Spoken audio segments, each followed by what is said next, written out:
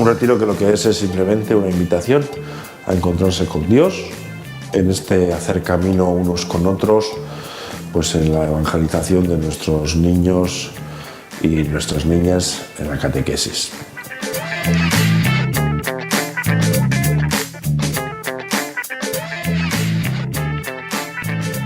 Una cosa muy importante del gesto de este año es que no es punto que concluye un trabajo de reflexión, sino que es punto de partida. Eso significa que el esfuerzo en dinamizar a nuestra comunidad pues tiene que ir orientado, os proponemos que vaya orientado a la presencia en el gesto diocesano el 17 de abril, pero luego la invitación a que eso sea una temática presente a lo largo de los meses de abril y mayo. Como recoge el cartel, el lema de este año es todo en común, Batu eta Banatu.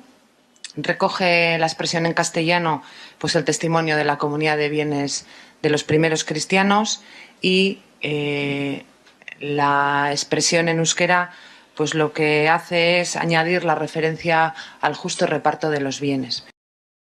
Yo creo que toca fundamentalmente graduarse bien las gafas de mirar a las familias, graduárselas bien, intentar descubrir a esas familias, que las hay, y hacerles hueco en nuestras comunidades, me parece fundamental. Habrá lugares y realidades en las que el modelo de parroquia, aunque lo revitalicemos, etcétera, etcétera, no sea suficiente.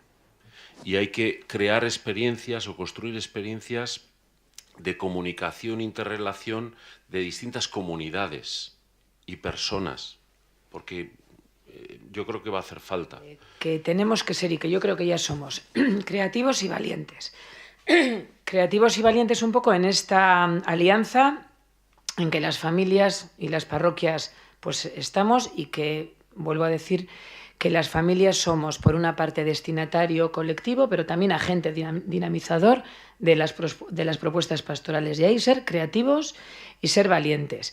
Y que las estructuras tienen que estar al servicio de las personas. Tienen que ser estructuras de misión y al servicio de las personas. Y valorar las distintas vinculaciones. Las vinculaciones eclesiales a la fe, a la parroquia, van a ser distintas, pero valorar las que hay. Y que a veces no solo son a través de la celebración de la Eucaristía dominical.